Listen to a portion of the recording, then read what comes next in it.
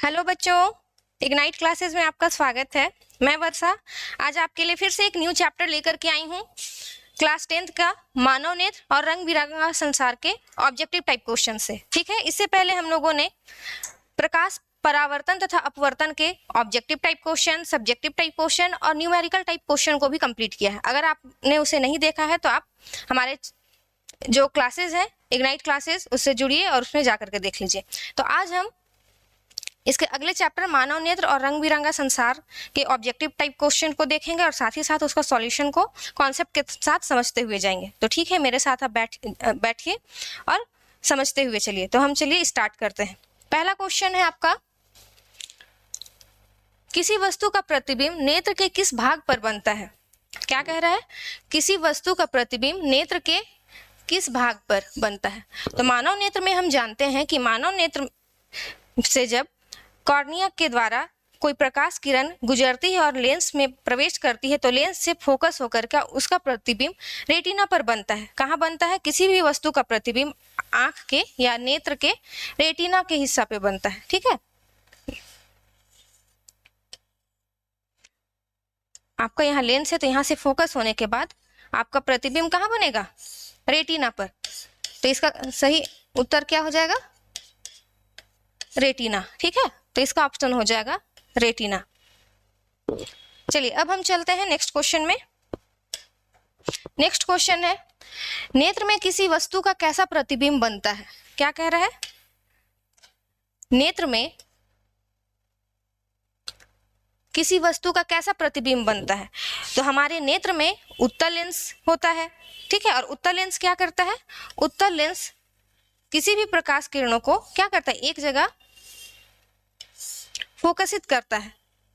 अब फोकस करने की वजह से यहाँ पर क्या बिंदु साइज का छोटा प्रतिबिंब बनता है। तो इस वजह से नेत्र में किसी वस्तु का कैसा प्रतिबिंब बनेगा? पहला ऑप्शन है काल्पनिक सीधा तथा छोटा, दूसरा है काल्पनिक उल्टा तथा बड़ा, वास्तविक उल्टा तथा छोटा और वास्तविक उल्टा तथा बड़ा। तो क्या होगा? हमारी आंखों में जो लेंस होता है वो किसी भी वस्तु का छोटा और उल्टा प्रतिबिंब बनाता है। तो ये क्या वास्तव में और ये किरणें मिलती हैं तो ये हो जाएगा आपका वास्तविक उल्टा, और ये कहीं ना कहीं एक जगह मिल रही तो क्या करेगा? ये छोटा प्रतिबिंब बनाएगा। तो इस वजह से हमारा ये ऑप्शन 3 क्या हो जाएगा? सही हो जाएगा। मानव नेत्र में किसी भी वस्तु का वास्तविक उल्टा तथा छोटा प्रतिबिंब बनता है। ठीक है, आई होप आप समझ गए होंगे। अब चलते हैं हम नेक्स्ट क्वेश्चन में। नेक्स्ट क्वेश्चन है, सामान्य दृष्टि वाले युवा के लिए स्पष्ट दृष्टि की न्यूनतम दूरी होती है लगभग। क्या कह रहा है? कि समान दृष्टि वाले युवा के लिए स्पष्ट दृष्टि की न्यूनतम दूरी होती है, मतलब हम लोगों को सबसे कम नजदीक में स्पष्ट रूप से कितनी दूरी की वस्तुओं को हम देख सकते हैं, ये पूछ रहा है। ऑप्शन है आपका 25 मीटर, दूसरा है 25 सेंटीमीटर, तीसरा है 2.5 सेंटीमीटर या फिर फोर्थ है 2.5 सेंटीमीटर।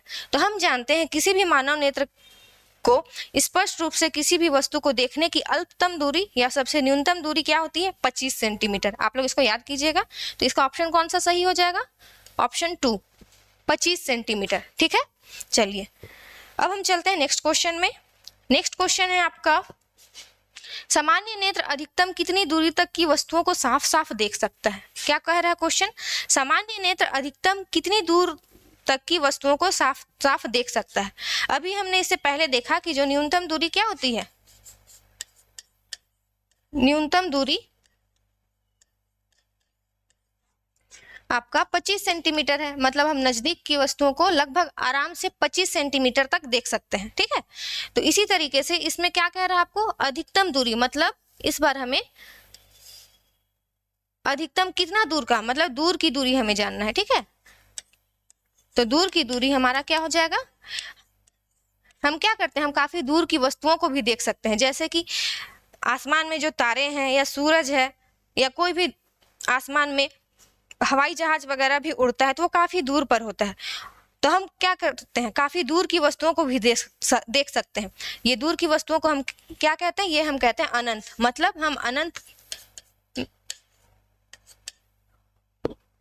अनंत पर। ठीक है, मतलब हमारे दूर की दूरी जिससे हम स्पष्ट रूप से देख सकते हैं, तो अनंत पे रखी वस्तुओं को भी साफ साफ देख सकते हैं, मतलब हम देख सकते हैं दूर की वस्तुओं को, जैसे कि तारों को भी हम देख पाते हैं, ठीक है, जो कि हमसे काफी दूर पर है। तो इसका ऑप्शन क्या हो जाएगा?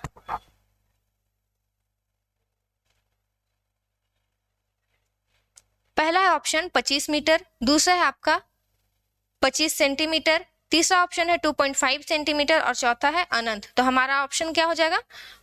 ऑप्शन 4 अनंत। अनंत की वस्तुओं को भी हम साफ साफ देख सकते हैं, जो कि हमारी दूर की दूरी होगी, ठीक है। आई होप आप समझ गए होंगे। तो अब हम चलते हैं नेक्स्ट क्वेश्चन में। नेक्स्ट क्वेश्चन है आपका, आंख अपने लेंस की फोकस दूरी को बदलकर दूर या निकट की वस्तु को साफ साफ देख सकता है। क्या कर रहा है? आंख अपने लेंस की फोकस दूरी को बदलकर दूर या निकट की वस्तु को, कहाँ की वस्तुओं को? दूर या निकट की वस्तुओं को साफ साफ देख सकता है। आंख के इस गुण को कहते हैं, आंख का यह गुण क्या कहलाता है? आंख का यह गुण कहलाता है, ऑप्शन दिया है दूरदृष्टि, समंजन क्षमता, निकट दृष्टि या जरा दूरदर्शिता। तो जब हमारी आंखें दूर या नजदीक की वस्तुओं को देखने में आसानी से अपनी आंखों को समायोजित कर लेता है, या फिर हम आसानी से नजदीक और दूर की वस्तुओं को देख पा रहे हैं, तो ये हमारे आंख का एडजस्ट करने का कैपेसिटी के कारण होता है, जिसे हम क्या कहते हैं? समंजन क्षमता। तो इसका सही ऑप्शन क्या हो जाएगा? ऑप्शन 2 समंजन क्षमता। मतलब समंजन क्षमता के कारण ही हम दूर या निकट की वस्तुओं को साफ साफ देख पाते हैं, ठीक है। तो इसका ऑप्शन हो जाएगा ऑप्शन 2। आई होप आप समझ गए होंगे। तो अब हम चलते हैं नेक्स्ट क्वेश्चन में। नेक्स्ट क्वेश्चन है आपका, निकट दृष्टि दोष का उपचार किस प्रकार के लेंस से किया जाता है? तो निकट दृष्टि दोष को किस लेंस से हम ठीक कर सकते हैं? तो पहले जानते हैं कि निकट दृष्टि दोष क्या है। तो निकट दृष्टि दोष में हम क्या करते हैं कि निकट की वस्तुओं को तो आसानी से देख सकते हैं, हमें नजदीक की वस्तुएं आसानी से दिखाई पड़ती हैं, लेकिन दूर की वस्तुएं नहीं दिखाई देती है, ठीक है। इसमें क्या होता है निकट दृष्टि दोष में, जब जो हमारा मानव नेत्र है, ठीक है, जो हमारा मानव नेत्र है यहाँ पर, तो जब कोई वस्तुओं का प्रतिबिंब क्या होता है निकट दृष्टि दोष में, ये अच्छी तरीके से फोकस करके किसी भी प्रतिबिंब का निर्माण हमारे आंखों की रेटिना पर होता है, और ये रेटिना पर ना बन करके ये क्या करता है, ये प्रकाश की किरणों को उससे पहले ही फोकसित कर देता है, ठीक है, जिस वजह से हमारी आंखें वस्तुओं को स्पष्ट रूप से नहीं देख पाती हैं। तो अब इसको ठीक करने के लिए क्या किया जाता है कि जब हमारा जो प्रतिबिंब बनेगा या बनना चाहिए वो रेटिना पर बनना चाहिए, तो इसके लिए हम क्या करते हैं, अवतल लेंस का प्रयोग करते हैं, ठीक है। कुछ क्यों? ताकि ये किरणों को जब फैलाती है तो क्या होता है, ये इसे जब ये प्रकाश की किरणें अवतल लेंस से पड़ती है तो ये किरणों को कुछ इस ओर फोकसित करती है, जिससे इसका प्रतिबिंब क्या होता है, ये लगभग रेटिना पर बनता है, ठीक है। तब हमें नजदीक जो निकट दृष्टि दोष है उसको हम आसानी से ठीक कर सकते हैं। तो इसमें क्या कर रहा है, निकट दृष्टि दोष का उपचार किस लेंस से किया जाता है? तो इसके लिए हम कौन सा लेंस का प्रयोग करते हैं? अवतल लेंस का, ठीक है। अवतल लेंस क्या करता है, जो प्रकाश की किरणें आती है उसे वो अभिसरित करने के बाद अभिसरित करता है, जिससे जो उनकी किरणों को हम वापस मिलाते हैं एक बिंदु पर, तो वही जब लेंस का प्रयोग किया जाता है तो वो उसे अच्छी तरीके से उसका प्रतिबिंब रेटिना पर बनाता है, ठीक है। तो इसमें हम अवतल लेंस का प्रयोग करेंगे निकट दृष्टि दोष को दूर करने के लिए, ठीक है। तो आप समझ गए होंगे कि निकट दृष्टि दोष क्या होता है। निकट दृष्टि दोष में हमें दूर की वस्तुएं नहीं दिखाई देती, ठीक है। तो चलिए, आई होप आप समझ गए होंगे। तो हम चलते हैं नेक्स्ट क्वेश्चन में। नेक्स्ट क्वेश्चन है, प्रिज्म से होकर गुजरने के बाद प्रकाश विभिन्न रंगों में विभक्त होता है, इस घटना को कहा जाता है? क्या कह रहा है, प्रिज्म से होकर गुजरने के बाद प्रकाश विभिन्न रंगों में विभक्त हो जाता है, इस घटना को कहा जाता है, प्रकाश का क्या कहा जाता है, परावर्तन, अपवर्तन, वर्ण विक्षेपण या सीधी रेखा में चलना। तो क्या होता है, जब कोई प्रिज्म है, ठीक है, ये प्रिज्म है, जब इसमें किसी श्वेत प्रकाश को गुजारा जाता है, ठीक है, यहां से जब श्वेत प्रकाश को, व्हाइट लाइट को यहां से गुजारा जाता है,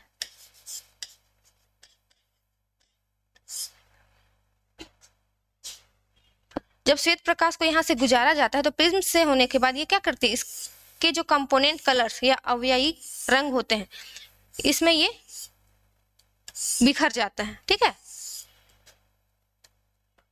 और लगभग इनमें कितने रंग छुपे हुए होते हैं, इसमें 7 रंग छुपे होते हैं, ठीक है। इस तरीके से यहाँ पे हमें कुछ विबग्योर, ठीक है, VIBGYOR, इस तरीके से आप याद कर सकते हैं। विबग्योर कुछ इस तरीके का रंगीन पैटर्न हम लोगों को दिखलाई देता है। तो ये जो प्रकाश का, सफेद प्रकाश का या श्वेत प्रकाश का प्रिज्म से गुजरने के बाद इसके अवयवी रंगों में बिखरना ही क्या कहलाता है, इसे हम कहते हैं वर्ण विक्षेपण, मतलब रंगों में टूट जाना। अलग अलग रंग यहाँ पर हमें दिखलाई देता है, जैसे आप लोगों ने इंद्रधनुष में देखा होगा, ठीक है। इंद्रधनुष का जो 7 रंग दिखाई देता है, कुछ ऐसा ही यहाँ पे हमें अलग अलग 7 रंग दिखाई देता है। जैसे विबग्योर से हम याद कर सकते हैं, V for violet, I indigo, B for blue, G for green, Y for yellow, O for orange and R for red, ठीक है। अब है आपका नेक्स्ट क्वेश्चन, फिर चलते हैं हम, आप लोग इसे समझ गए होंगे। नेक्स्ट है, एक प्रिज्म कितने सतह से घिरा रहता है। प्रिज्म के बारे में कहा जा रहा है कि प्रिज्म कितने सतह से घिरा रहता है। तो हम जानते हैं कि प्रिज्म एक त्रिविमीय आकृति है या 3D ऑब्जेक्ट है। तो ये एक त्रिभुज की तरह होता है। तो ये क्या होता है, कुछ इस तरीके से होता है, ठीक है।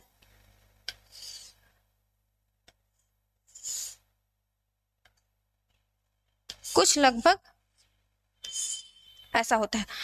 आप 3D में सोच सकते हैं। तो ये आगे का भी एक फेस होता है, एक पीछे का होता है, एक इस साइड होता है, एक यहाँ पर होता है, एक नीचे होता है। तो इस तरीके से देखें तो ये कितना सतह हो रहा है, 1 2 3 4 5। तो इस तरीके से देखा जाए तो प्रिज्म कितने सतह से घिरा है, 6 5 4 या 3। तो यहाँ हमारा प्रिज्म कितना 5 सतहों से घिरा हुआ है। तो इसका ऑप्शन हो जाएगा ऑप्शन 2, ठीक है। प्रिज्म 5 सतहों से घिरा होता है, ठीक है। चलिए अब चलते हैं नेक्स्ट क्वेश्चन में।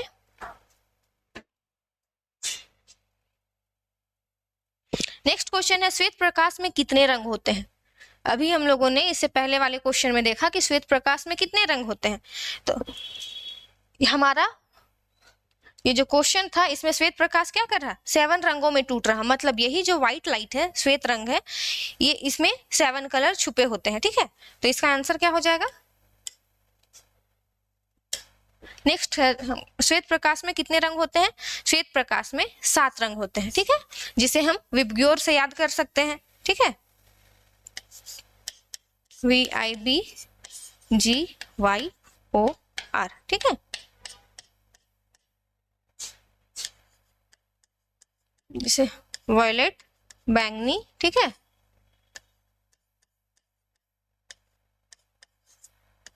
जामुनी भी कहते हैं, ब्लू हो गया आपका नीला, G हो गया ग्रीन मतलब हरा, Y हो गया येलो, येलो मीन्स पीला, ठीक है,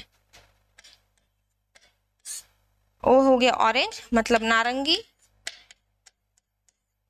और फिर R हो गया रेड मतलब लाल।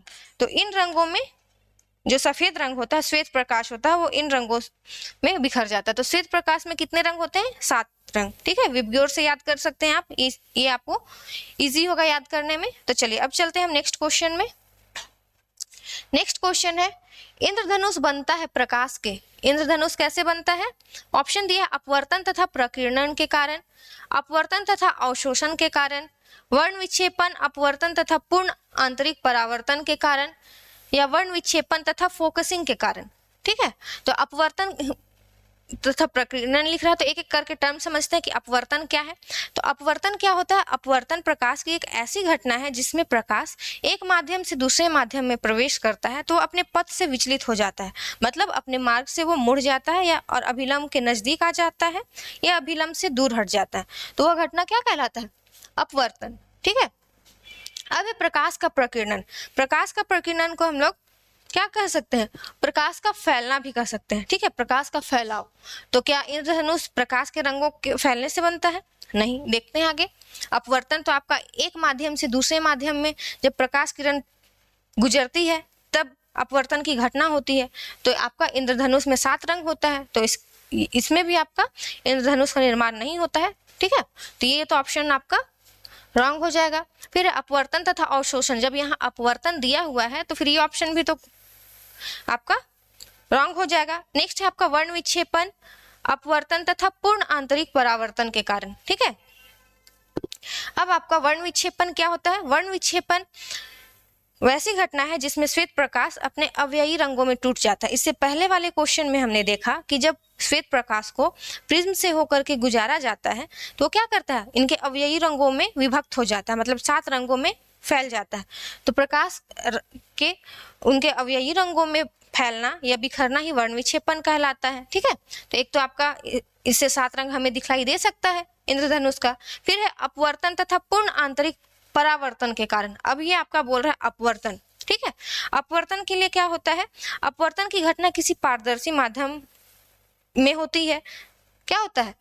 तो अब इंद्रधनुष हमें जब बारिश का मौसम होता है और जब बारिश के बाद वर्षा की बूंदें वायुमंडल पे होती है तो उसी से प्रकाश की किरणें गुजरती है। तो यहाँ पर जो बारिश की बूंदें या वर्षा की बूंदें होती है वो एक तरह से प्रिज्म की भांति कार्य करता है। ठीक है, तो यहाँ पर अपवर्तन की घटना होगी। अब फिर बोल रहा है पूर्ण आंतरिक परावर्तन। मतलब पूर्ण आंतरिक परावर्तन क्या होता है? जब आपका प्रकाश किरण वर्षा की बूंदों से होकर के गुजरता है तो उसी के अंदर और एक बार परावर्तित हो जाती है। तो ये घटना पूर्ण आंतरिक परावर्तन कहलाता है। ठीक है, वो कुछ ऐसा होता है। देखिए, जब आपका मान लीजिए बारिश हुआ और ये वर्षा एक बूंद है। ठीक है, ये बूंद है, इसमें आपका जब प्रकाश गिरा तो ये यहाँ पर हो गया आपका अपवर्तन की घटना, क्योंकि बारिश की बूंद भी आपका एक तरीके से पारदर्शी माध्यम का काम करेगी। तो जब प्रकाश की किरणें इससे गुजरेगी तो ये भी कहीं ना कहीं आंतरिक रूप से क्या होगी, एक बार इसमें एक बार अपवर्तन की घटना होगी, क्योंकि बाहर वायुमंडल है और फिर यहाँ पर वर्षा की बूंद है जो कि प्रिज्म की भांति कार्य करेगा। तो आपका यहाँ क्या होगा, अपवर्तन की घटना होगी। लेकिन फिर यहाँ से जब प्रकाश की किरणें अपवर्तन की घटना को पूरी करेगी तो फिर से ये टकरा करके क्या होगा, कुछ इस तरीके से फिर से एक बार रिफ्लेक्ट होगा, मतलब परावर्तित होगा। तो ये जो अंदर में एक बार फिर से प्रकाश का किरण परावर्तित होती है, इसे ही हम क्या कहते हैं, आंतरिक परावर्तन, पूर्ण आंतरिक परावर्तन। ठीक है, जब फिर यहीं से आपका किरण बाहर निकलती है तो हमें 7 रंग दिखलाई देता है। ये ऐसा ही और भी इसमें बूंद रहती है जो कि धीरे धीरे इसे इंद्रधनुष बनाने में मदद करता है और हमें इंद्रधनुष दिखलाई देता है। ठीक है, तो इसका ऑप्शन क्या हो जाएगा, वर्ण विक्षेपण, अपवर्तन तथा पूर्ण आंतरिक परावर्तन के कारण। ठीक है, इसका सही ऑप्शन है। लास्ट भी आपका लिखा है जो ऑप्शन 4 है, यह लिख रहा है वर्ण विक्षेपण तथा फोकसिंग के कारण। ठीक है, वर्ण विक्षेपण तो हो रहा है लेकिन यहाँ पर फोकसिंग लिख रहा था जो कि ये रॉन्ग है। तो इसका सही आंसर क्या हो जाएगा, इंद्रधनुष बनता है प्रकाश के वर्ण विक्षेपण, अपवर्तन तथा पूर्ण आंतरिक परावर्तन के कारण। ठीक है, चलिए अब चलते हैं हम नेक्स्ट क्वेश्चन में। नेक्स्ट क्वेश्चन है तारे का टिमटिमाना प्रकाश के किस घटना को दर्शाता है। क्या कह रहा है क्वेश्चन, तारे का टिमटिमाना प्रकाश के किस घटना को दर्शाता है। ऑप्शन है प्रकाश का परावर्तन, प्रकाश का वायुमंडलीय अपवर्तन, प्रकाश का प्रकीर्णन या प्रकाश का वर्ण विक्षेपण। तो वर्ण विक्षेपण में हमने जाना कि इसमें क्या होता है, प्रकाश 7 रंगों में विभक्त हो जाती है। जो जब श्वेत प्रकाश किसी प्रिज्म से टकराता है या प्रिज्म से होकर के गुजरती है तो ये 7 रंगों में विभक्त हो जाता है। ठीक है, और हमें क्या करना है, तारों का टिमटिमाना करना है। तो इसमें तो हमें तारे रंग बिरंगे तो दिखलाई देते नहीं है, तो ये ऑप्शन तो आपका ऐसे भी रॉन्ग हो जाएगा। नेक्स्ट है प्रकाश का प्रकीर्णन। प्रकाश का प्रकीर्णन क्या होता है, जब प्रकाश फैल जाता है। ठीक है, ये प्रकाशीय घटना है। जब आप लोग देखते होंगे कि सुबह के समय या फिर शाम के समय हमें आसमान हल्का लाल दिखाई देता है या फिर हमें आसमान नीला दिखाई देता है, ये क्यों, कहीं ना कहीं जो श्वेत रंग है, श्वेत रंग के जो अवयवी रंग है वो वायुमंडल में फैल जाते हैं, जिससे हमें क्या होता है, आकाश नीला भी दिखलाई देता है और सुबह या शाम के समय में आसमान हमें थोड़ा रक्ताभ या थोड़ा लाल दिखलाई देता है। तो यहाँ पर हमें प्रकाश का प्रकीर्णन के कारण तारे टिमटिमाते हुए नहीं दिखलाई देंगे, क्योंकि टिमटिमाते हुए वो कैसे दिखते हैं, कभी रोशनी ज्यादा दिखलाई देती है, कभी रोशनी कम दिखलाई देता है। तो ये भी ऑप्शन आपका रॉन्ग हो जाएगा। थर्ड है आपका जो सेकंड ऑप्शन है प्रकाश का वायुमंडलीय अपवर्तन और पहला है प्रकाश का परावर्तन। तो प्रकाश का परावर्तन में क्या होता है, प्रकाश का परावर्तन में आपका प्रकाश जिस माध्यम से गुजरता है किसी सतह से टकराने के बाद वापस उसी में लौट जाता है। तो इस वजह से क्या होता है, प्रकाश की परावर्तन की घटना होती है। तो ये भी हमें तारों को देखने में या टिमटिमाने में मदद नहीं करेगी, तो ये भी आपका क्या हो जाएगा, रॉन्ग। और सेकंड ऑप्शन ही बच रहा तो यही सही होगा। क्यों, प्रकाश का वायुमंडलीय अपवर्तन। अब प्रकाश का वायुमंडलीय अपवर्तन क्या होता है? प्रकाश का वायुमंडलीय अपवर्तन वैसी घटना है जिसमें प्रकाश वायुमंडल में उपस्थित विभिन्न धूलकण या जो अणु होते हैं उनसे टकराते हुए आगे बढ़ता है, जिस वजह से इसके मार्ग में लगातार विचलन पैदा होती है। ठीक है, तो क्या होता है, हमें इस वजह से प्रकाश जो तारे से होकर के आती है वे हमें टिमटिमाते हुए नजर आते हैं। जैसे ये हमारी पृथ्वी है, ठीक है, ये हमारा अर्थ है, पृथ्वी, इसके बाहर में वायुमंडल है और इसमें विभिन्न धूलकण भी होंगे। ठीक है, धूलकण या पार्टिकल्स छोटे छोटे हो सकते हैं। मान लीजिए कहीं पर तारा है तो इससे जो प्रकाश की किरण कभी इससे टकराएगी कभी इससे टकराएगी, इसके मार्ग में और भी धूलकण होंगे तो इससे टकराएगी। ऐसे करते हुए जब पृथ्वी पर पहुंचेगी तो हमें क्या होगा, ये इसके मार्ग में लगातार विचलन होता रहेगा। इस कारण हमें तारे क्या होंगे, टिमटिमाते हुए नजर आएंगे। तो इसका सही ऑप्शन हो जाएगा प्रकाश के वायुमंडलीय अपवर्तन के कारण, क्योंकि इसमें लगातार जो वायुमंडल है पृथ्वी का उसमें लगातार अपवर्तन की घटना होती है। तो इसका करेक्ट आंसर हो जाएगा प्रकाश का वायुमंडलीय अपवर्तन। ठीक है, आई होप आप ये समझ गए होंगे। अब हम चलते हैं नेक्स्ट क्वेश्चन में। नेक्स्ट क्वेश्चन है, वायुमंडल की अनुपस्थिति में पृथ्वी से आसमान का रंग दिखाई देगा। क्या कह रहा है कि वायुमंडल की अनुपस्थिति में पृथ्वी से आसमान का रंग दिखाई देगा। अब अगर आपका ये पृथ्वी है, ठीक है, ये अर्थ है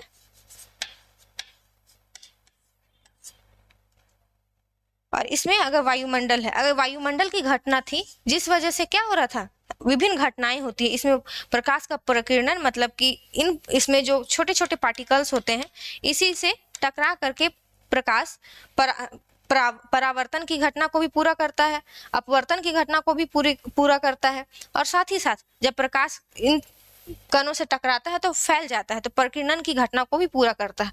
अगर यही वायुमंडल यहाँ पर अनुपस्थित हो, ठीक है, जब यही वायुमंडल यहाँ पर अनुपस्थित हो तो ये क्या होगा, यहाँ पर प्रकाश की किरणें परावर्तित नहीं होंगी या अपवर्तित भी नहीं होंगी, ना ही यहाँ प्रकीर्णन होगा। तो इस कारण यहाँ रंगों का फैलाव, जो श्वेत रंग होते हैं वो 7 रंगों में विभक्त होते, वैसी कोई भी घटना नहीं होगी, जिस कारण से यहाँ पर हमें क्या होगा, यहाँ पर जो आसमान है हमें क्या दिखाई देगा, काला दिखाई देगा, जब अगर यहाँ पर वायुमंडल अनुपस्थित रहेगा। ठीक है, अगर यहाँ वायुमंडल अनुपस्थित रहा, ठीक है, तो हमें ये क्या दिखाई देगा, काला दिखाई देगा। ठीक है, क्योंकि इसमें यहाँ पर प्रकीर्णन की घटना नहीं होगी। ठीक है, तो इसका ऑप्शन क्या हो जाएगा, ऑप्शन 1 काला। ठीक है, नीला होने पर तो हमें प्रकाश की प्रकीर्णन की घटना होगी तो नीला दिखलाई देगा, इसलिए हमें आसमान नीला दिखलाई देता है। ठीक है, नारंगी रंग तो होगा नहीं, अभी लाल भी आपका सुबह और शाम के वक्त में प्रकाश की प्रकीर्णन की घटना के कारण सुबह या शाम के समय में आसमान हल्का रक्ताभ दिखाई देता है। ठीक है, या फिर सूरज भी हमें रक्ताभ दिखाई देता है। तो यहाँ क्या पूछा है कि वायुमंडल की अनुपस्थिति के कारण, ठीक है, वायुमंडल की अनुपस्थिति में पृथ्वी से आसमान का रंग कैसा दिखाई देगा, काला। इसका करेक्ट ऑप्शन हो जाएगा ऑप्शन 1। ठीक है, आई होप आप ये समझ गए होंगे। अब हम चलते हैं नेक्स्ट क्वेश्चन में। नेक्स्ट क्वेश्चन है, आंखों को रंग कौन प्रदान करता है? आंखों को रंग कौन प्रदान करता है, आइरिस, कॉर्निया, रेटिना या पुतली? ठीक है, तो आप लोग जानते होंगे या देखते भी होंगे कि बहुतों का आंख कुछ अलग अलग रंगों का दिखाई देता है। किसी की आंखें भूरी होती है, किसी की आंखें नीली होती है, तो किसी की आंखें काली भी होती है। ठीक है, तो अलग अलग आंखों का रंग हमें कैसे दिखाई देता है, तो अलग अलग आंखों का रंग हमें क्या होता है, आइरिस के कारण दिखाई देता है। अगर हम कह रहे हैं कि तुम्हारी आंखें नीली हैं या तुम्हारी आंखें भूरी है, तो हम उसके आइरिस के बारे में बात कर रहे हैं। ठीक है, आइरिस क्या होता है, आइरिस आपका जो हमारी आंखें हैं, ठीक है, अगर हम सामने से देखें हमारी आंखों को,